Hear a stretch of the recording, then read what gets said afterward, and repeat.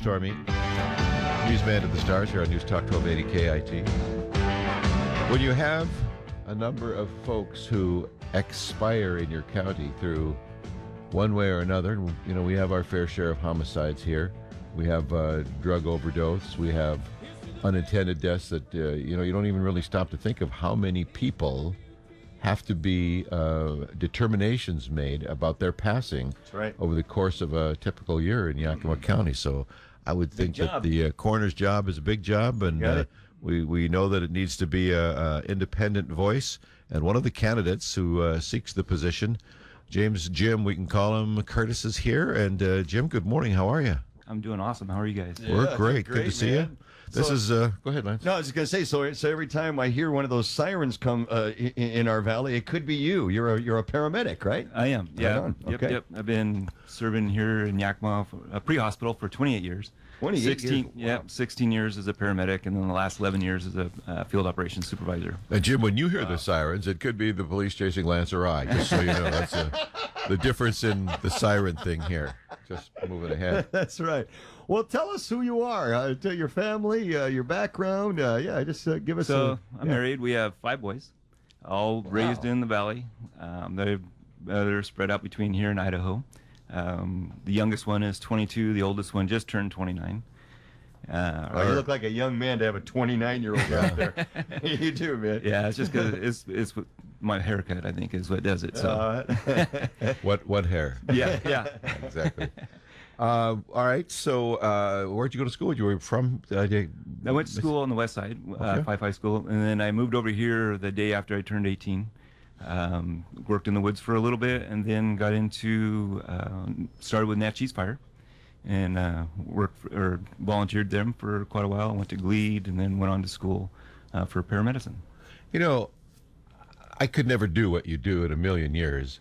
I can't imagine some of the stuff you must have seen coming upon scenes, but to think that as you look back on your career, there are people walking around today because you were able to provide skills, abilities, training, and talent at that crucial moment in their life.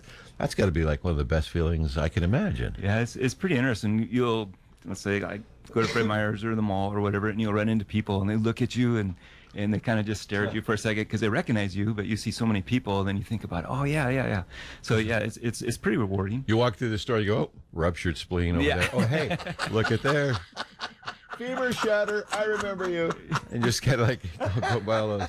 You know, and a lot of it is, it's, of course, we go on a large amount of fatalities and deceased people, but improving other people's quality of life is definitely rewarding. I'll bet it is. We're glad that you and people like you are out there doing it. We appreciate that. But you want to try something different, right? So what makes you interested in and not bringing them back, but in figuring out what happened?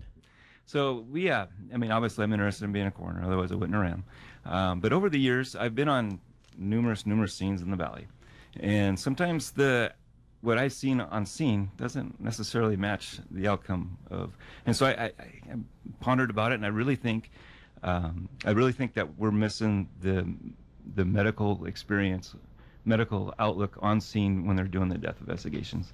And so that's one of the reasons why I want to be a coroner. What does your background bring that the current coroner doesn't have, and how will that help you improve the job? So my training as a paramedic, I'm very knowledgeable of pharmacology, pharmacokinetics, how medicines work within the body, anatomy and physiology, medical, legal.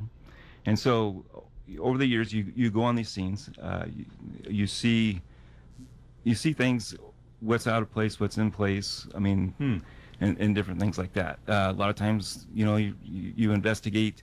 Every call we go on, we're investigating what's wrong with the patient. So their medical history plays into it.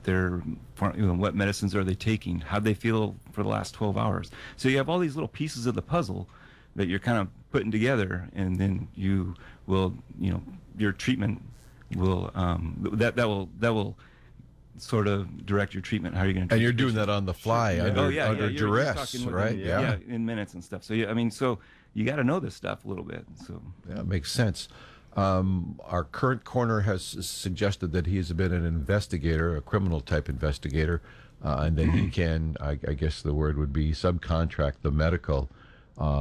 Your feeling is that you could bring medical, and how about the criminal investigation when there were foul play is suspected? Do you think just the type of investigations that you do in your own way are, what's the word I'm looking for, formulaic to an investigative approach then that you could apply to? Yeah, that's correct. And also, I mean, working with law enforcement as well, you are doing an independent investigation, but you're also there with law enforcement. And you know, many times after, I've had in the past where after the call, the investigator, the law enforcement guy, person will come up and, you know, ask me what my perception, what I thought was going on with the patient and different things like that. And so over time I got to thinking, well, okay, so if they're asking me that, we're missing something that's on the scene. So I think my medical background, my training, my field experience will be a definite positive for that. You say one of your goals is to provide those affected by the loss of a loved one accurate answers with the compassion and dignity deserved. I suppose you're doing a lot of that. Yes. Right now, right? Yeah, I mean, and, with you know, people that are freaking out that their family member is Being hauled off at a... Yeah. So Fabulous. oftentimes, if resuscitation efforts have failed, we you know, usually moments. I mean, within, you know, moments, we get up and the family's your next priority. Yeah. And so you go talk to the family, and you know, you explain to them how, you know, everything that you've done, what you've done for them, and what worked and what didn't work for them. And so over the years, I feel like I know I've developed compassion, and I'm able to deliver the empathy. You know, when I was young, my father died when I was 13, and so I've, you know, gone through that tragic loss at that young age, and I feel that's also helped me kind of, I mean, it's a big spike in your life when you get that tragedy. Well, you can relate to the kind of trauma that creates for the surviving members of the family that you deal with then. Yep. And not everybody has that as their part of their skill set and their mental and emotional makeup to be able to put themselves in those shoes. So that's a tragic but turned positive for your line of work. I mean, it really serves you well, I'm sure. Yeah, it's been you know, there's times when it's difficult. Of course, you know, pediatrics are always the most difficult. But. Well, from watching from the outside in, what do you think about resource-wise? Do you know enough about the actual makeup of the office to know if our county commits to the coroner's office what it needs to be able to deliver the kind of things that you're talking that you want to do? So what I'd like to do is I'm gonna set up a volunteer, so paid per call, paid per case. So using other paramedics who have showed interest in this, and so to help with it's a huge workload. Yakima's a huge county. Yeah. And so Hundreds of people die every year, right? That need to be determined one way or the other, right? that is correct. Yeah. Yeah. And so to do that, you know, the budget's like a great big piece of pie, and everyone gets their little piece of it. And so if you ask for a bigger piece, that means you're taking it from somewhere else. So I take it very seriously. And so I feel I would keep, you know, the coroner, the deputy coroner, and then would have volunteer deputy coroners that would be paid per case who would answer the call. You say one of your top goals. One of your top goals. My top priority: emphasis on enhancing and maintaining the collaboration between law enforcement and forensics. Explain that. What do you mean? So we have law enforcement. I have the honor to work with them on a daily basis when I'm on shift, and also the medical community. I mean, you know, people. Medicine is a very much part of people living and dying. And then the coroner's office. And so they all have to intertwine and work well with each other. I've talked to many law enforcement people who felt that it would be a huge benefit to have a person with a medical background, the experience on scene while they're doing in-depth investigations. I've talked with, of course, I have a great relationship with all, you know, the ERs here in the Valley. work closely with the doctors and nurses and there. So so we need to have the collaboration between all three and the community that you serve. Is that not happening now? Speaking with some of the law enforcement guys, they feel it can be improved for sure. Okay.